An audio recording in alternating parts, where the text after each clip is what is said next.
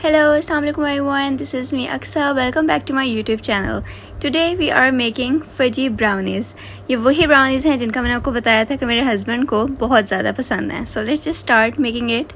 Brownies बनाने के लिए जो हमें चीज़ें चाहिए उनमें हैं 3 eggs and eggs should be at room temperature, 250 grams butter, 75 grams flour, 25 grams cocoa powder, 200 grams chocolate, dark chocolate, 1 teaspoon baking powder and 250 grams sugar.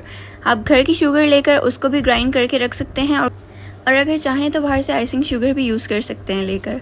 अब एक बाउल लेना है, उसके अंदर आपने फ्लोर डालना है, कोको पाउडर डालना है और बेकिंग पाउडर डालना है और इन तीनों चीज़ों को अच्छी तरह से मिक्स करके रख देना है. इतने अच्छी तरह से करना है कि तीनों चीज़ें मिक्स हो जाएं और उसका कलर टोटली जो है ना वो ब्राउन कलर आ जाए.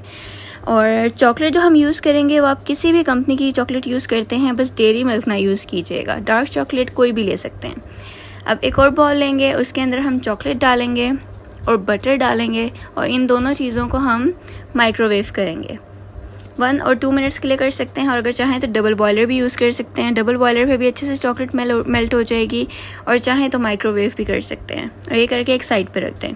अब एक बाउल लेंगे, उसके अंदर हम 3 एग्स डालेंगे. होल एग्स यूज़ करने हैं, हमने ब्राउनीज़ में एग्स को सेपरेट यूज़ नहीं करना.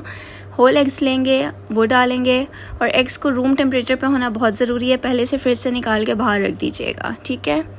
Now with the help of electric beater we can beat the eggs at very slow speed.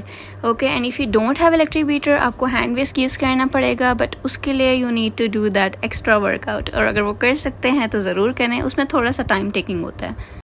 Now gradually add sugar and beat well until it changes its color. Sugar को आपने कभी भी इकट्ठे नहीं डालना, उससे क्या होगा कि आपके बैटर में जो है लम्स बनना शुरू हो जाएंगे और वो लम्स होते हैं वो आप जितना मर्जी उसको बीट कर लें, बीटर से कर लें या हैंड विस्क से भी कर लें, तब भी वो लम्स नहीं जाते. और आपने इसको स्लो स्पीड पर इतना बीट करना है, बिल्कुल इसी तरह से करना है जैसे मैं कर रही हूँ. पहले सेंटर से और फिर साइड से. उससे ये होगा कि शुगर अगर साइड्स में भी लग गई है तो वो अच्छी तरह से बीट हो जाएगी और इसका कलर येलो से हल्का सा वाइटिश टोन की तरफ, ऑफ वाइट टोन की तरफ जाना शुरू हो जाएगा. इस तरह से बिल्कुल जैसे देखें अभी येलोइश टोन में था, जैसे ही साइड शुगर हमने डाल लिया ग्रेजुअली उससे ये हुआ है कि हमारा अच्छा सा प्यारा सा कलर आना शुरू हो गया. और इसके बाद आपने 1 टीस्पून इसमें वनीला एसेंस भी डालना है. वो मैं वीडियो में बताना भूल गई थी लेकिन मैंने डाला था. और इधर हमने चॉकलेट और बटर को 2 मिनट्स के लिए माइक्रोवेव कर लिया था. Now with the help of hand whisk हमने इसको बहुत अच्छी तरह से मिक्स करना है. इतनी अच्छी तरह से करना है कि इसमें भी लम्स नहीं रहने चाहिए. अगेन वही बात कि माइक्रोवेव में जाने के बाद या बेक होने के बाद भी इसके लम्स मेल्ट नहीं होंगे, तो आपने हैंड विस्क की मदद से इसको अच्छी तरह से जो है ना मिक्स कर लेना है. Now what you have to do is chocolate mixture को बिल्कुल स्लोली आपने एग्स मिक्सचर में डालना है and beat well until it's fully combined. और इसका कलर थोड़ा सा लाइट ब्राउन हो जाएगा बिकॉज हमारा जो एग मिक्सचर है वो वाइट है और डार्क चॉकलेट उसमें जाएगी तो वो लाइट टोन में हो जाएगा. इसके बाद आपने क्या करना है, आपने इलेक्ट्रिक बीटर रख देना है और स्पैचुला उठा लेना है. और देखें इसका कलर जो डार्क चॉकलेट का कलर था वो इधर आके लाइट ब्राउन हो गया.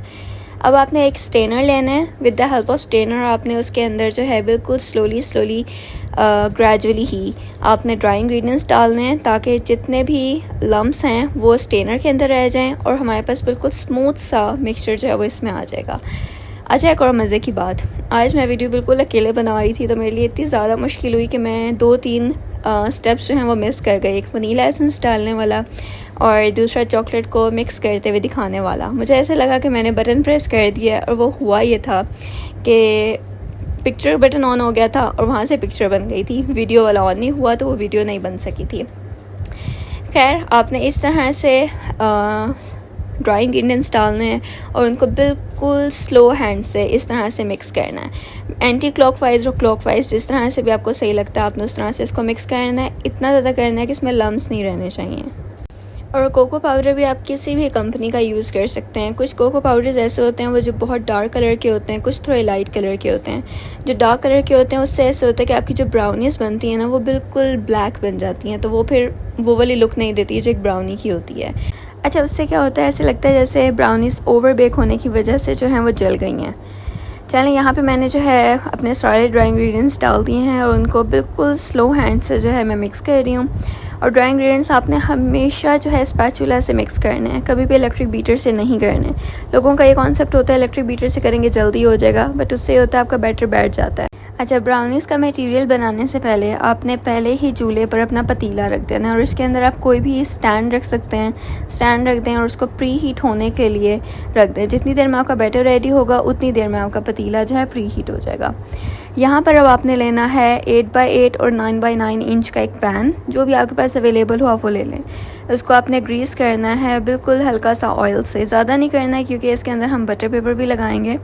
चारों साइड से अच्छी तरह से ऑयल को पैन पे लगा दें with the help of brush. अब हम यहाँ पर लेंगे बटर पेपर को आप इसके साइज़ का कट कर लें और 2 साइड्स पे आपने रखना है। एक लेके अगर स्क्वायर में रखेंगे तो वो यहाँ क्या होता है कि उसका जो है ना टेक्सचर आना शुरू हो जाता है ब्राउनीज़ में, क्योंकि वो इकट्ठा हो रहा होता है पेपर। तो अगर आप उसको कट करेंगे इस तरह से तो वो बिल्कुल आपके पैन के मुताबिक हो जाएगा।